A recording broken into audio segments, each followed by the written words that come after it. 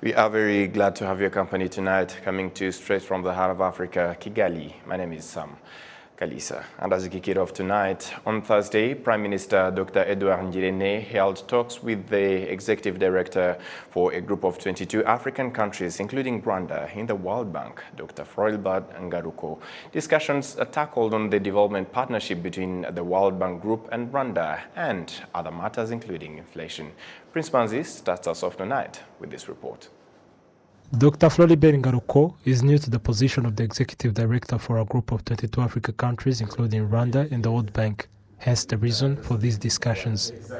To the Prime Minister that my mission to Rwanda had two broad objectives. The first one was to introduce myself to authorities here in Rwanda as the new Executive Director representing Rwanda on the board of the World Bank Group. I also highlighted that my second objective was really to have a conversation with authorities in order for me really to get a sense, to get a clear view of the challenges and opportunities in Rwanda's development agenda, in order for me really to be able to defend the interests of Rwanda on the board of the World Bank Group. So we reviewed what is going on, the project, the vision of His Excellency the Prime Minister regarding Rwanda's development. We had a very good exchange. We looked at the challenges and the opportunities, and we agreed really to continue this kind of conversation to ensure that we stay on the same line in terms of understanding what the priorities are, and to ensure that the assistance from the World Bank is timely and really very well targeted. The Ministry of Finance and Economic Planning, Dr. Uziel Ndagijimana, states that the World Bank plays a big role in the development of various sectors in Rwanda. We have various institutions that work with the World Bank, and currently we are starting a 3-year project with the World Bank, and it is more based on infrastructures such as roads, electricity, and maintenance of cities. We also work together in the program of social protection, a program of education, and also agricultural projects. And mostly in agriculture, the World Bank is a special partner, and we are currently working on a big project that runs improving agriculture and facilitating accessing loans to farmers and those who work in related fields.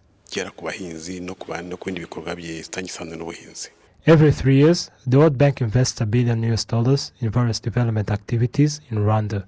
Prince Manzi, RwandaTV News. The Minister of Foreign Affairs and International Cooperation disclosed to the National Consultative Forum of Political Organizations in Rwanda that apart from the DRC case, Rwanda's diplomatic relations stand firm.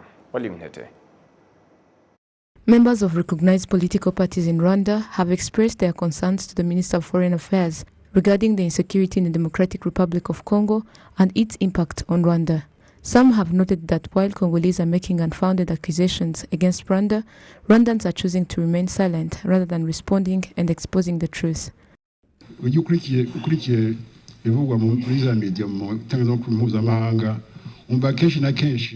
When we forward security on various media platforms internationally, most of times Congolese are raising up their voices and speaking against us, and with false allegations. The minister mentioned that we have 45 embassies, and also he mentioned that we have many high commissioners. Most of the times Congolese are speaking up and speaking good about their country. I just want to ask the minister what is being done so that next time we won't stay quiet when it comes to speaking up for our country.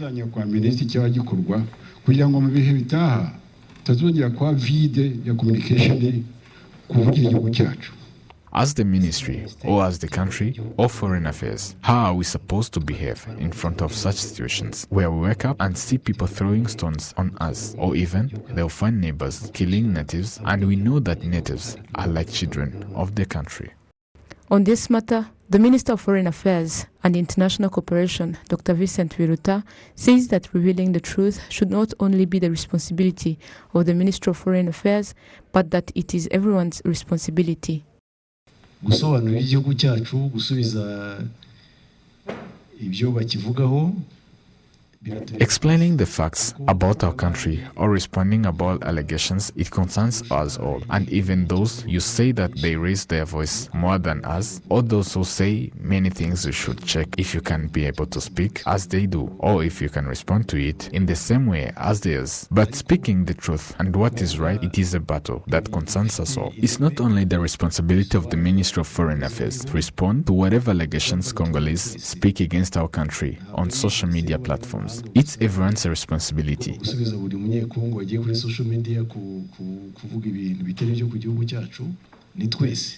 Another question raised is about the relationship between Rwanda and Burundi, asking why cross-border trade is not taking place despite the two nations' good relations. The last, we truly appreciate the fact that the relations between Burundi and Rwanda are going well, and currently the borders are open to everyone. But as you reiterated on it, goods are not yet allowed to cross the border. As Honorable Munyangio mentioned, I wanted to ask, how far about the opening the cross-border trade between the two countries? Minister Vincent Biruta assured that this issue is about to be resolved. Rwanda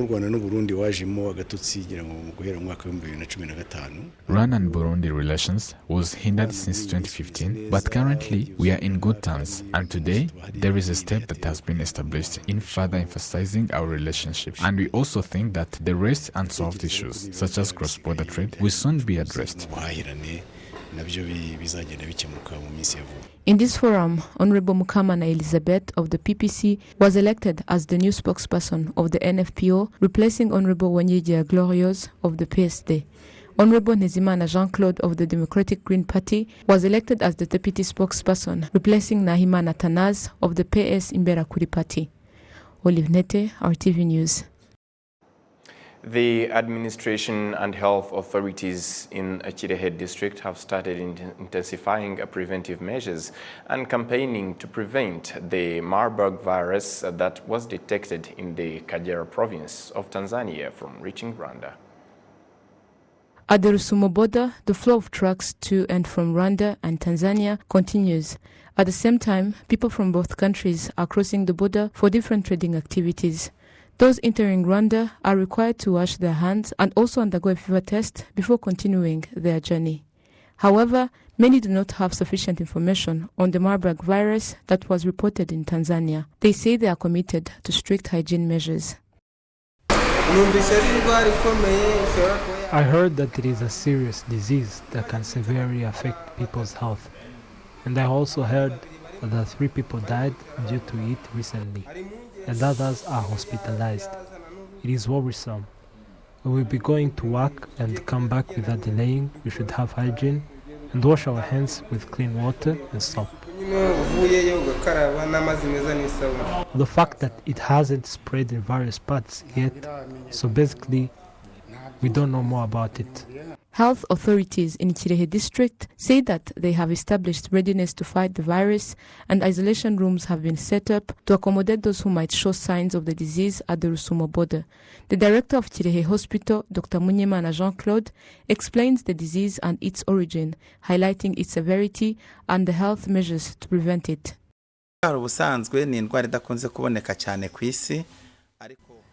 Normally, it is a rare disease, but in 1967 it was first revealed in Germany, and it was named after a city in Germany called Marburg.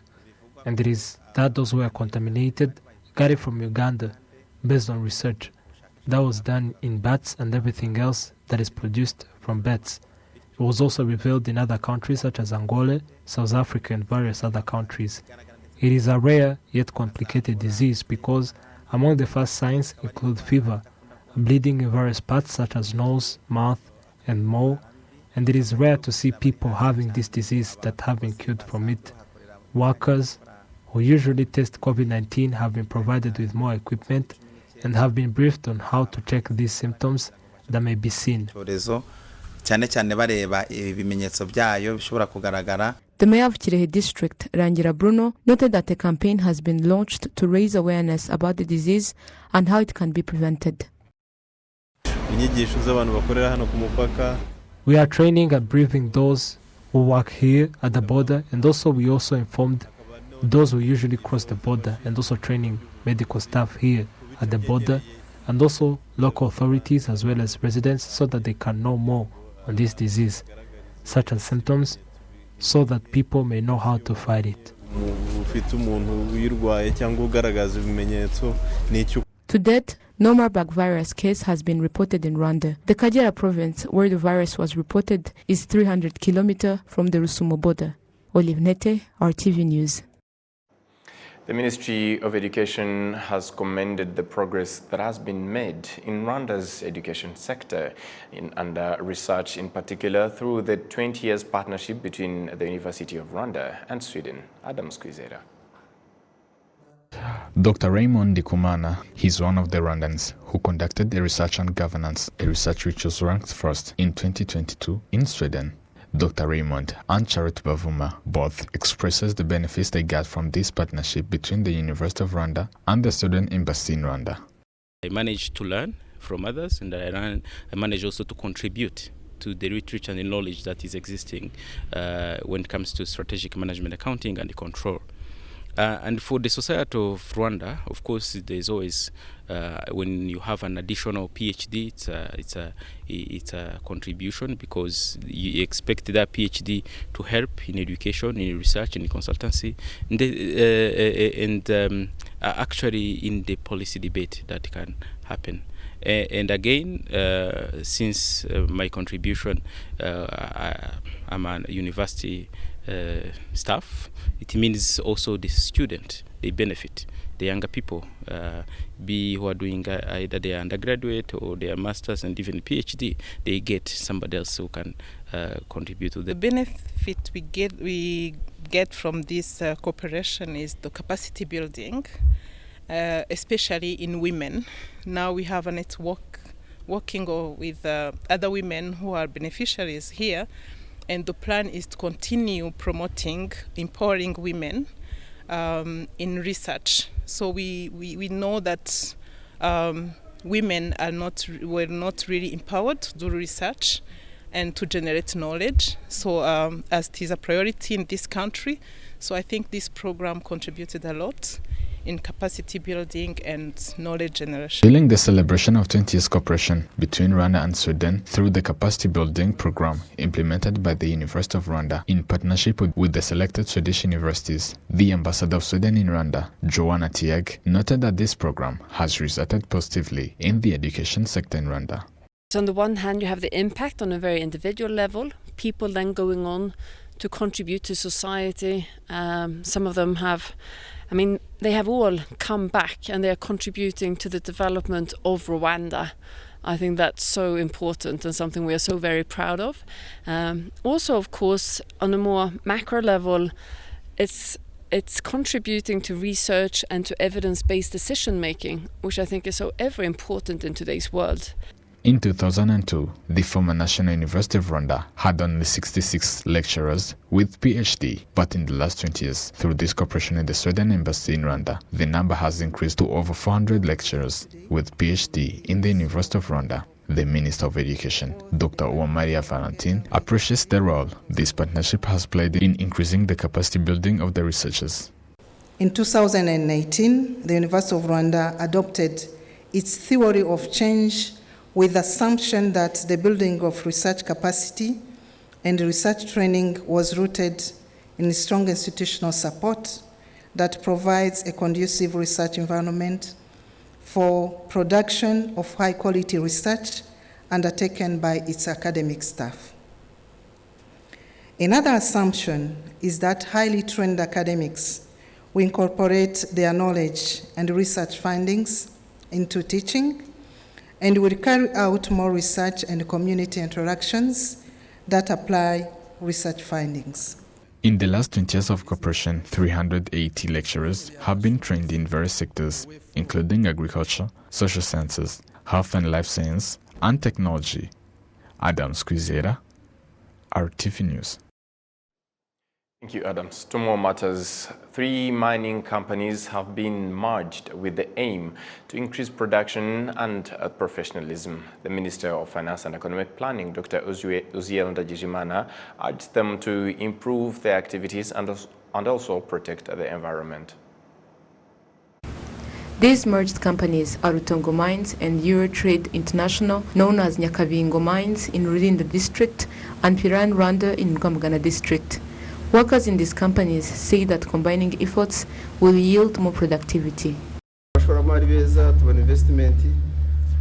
We have good investors and we get good investment. That's why our productivity tripled from 25 tons to 65 currently, and we hope we will even be able to get to 70 tons.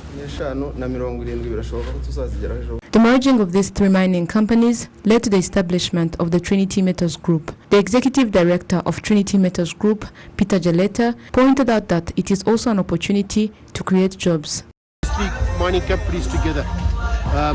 There's an opportunity to learn from each other. There's an opportunity to utilize skills across the different mine sites. There's opportunities to get better supply chain contracts because we now can do it as a group and we can grow these mines. There's also a very good opportunity for employee development because people from one mine who's been there a long time can now go and get developed on another mine and learn new skills. The Minister of Finance and Economic Planning, Dr. Uziel Ndagijimana, urged them to protect and preserve the environment and contribute to the improvement in livelihoods of the residents who live nearby these mining sites.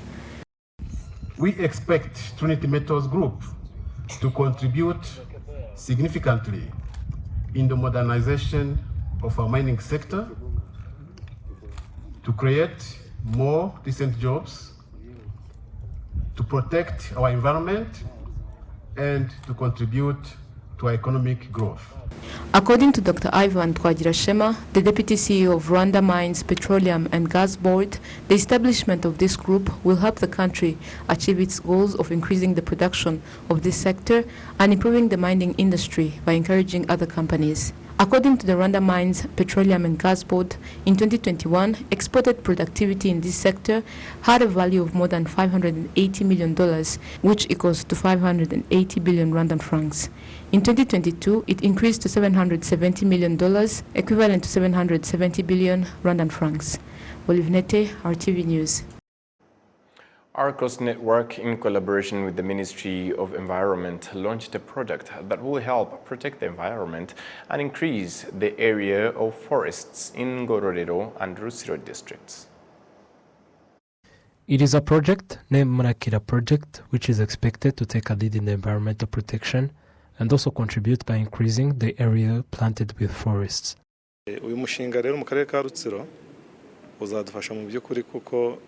This project will help us as we are going to plant trees, place measurements to prevent soil erosion, water plants in order to fight against the climate change, and the challenges mostly coming from human activities, we prevent them. The partner in this project notes that Murakira Project is very concerned about the preservation of the environment and also dealing with climate change. This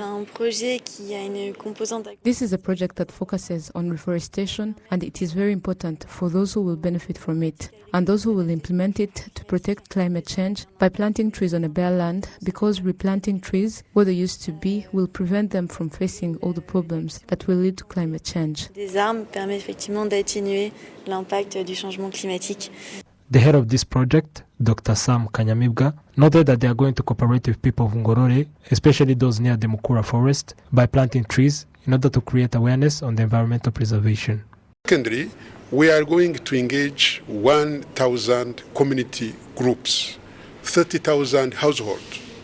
These groups, they are going to work for sustainability in a way they are working together, but also we are supporting them with sustainable income generation through revolving funds, nature-based community revolving funds that we establish at every cell, so that they can get some financial access, so that they can do something for the income generation, economic development, and back they do something on the environment to sustain this resilience of the environment, which is going to continue to help them in their livelihoods. In addition to the fact that the people will be facilitated in increasing the area planted with forests, they will also be facilitated to increase their production through cooperatives. Prince Manzi, RwandaTV News. On behalf of the entire news production as well as the technical team, thank you for being with us on tonight's edition. Up until next time, stay safe and have a great evening.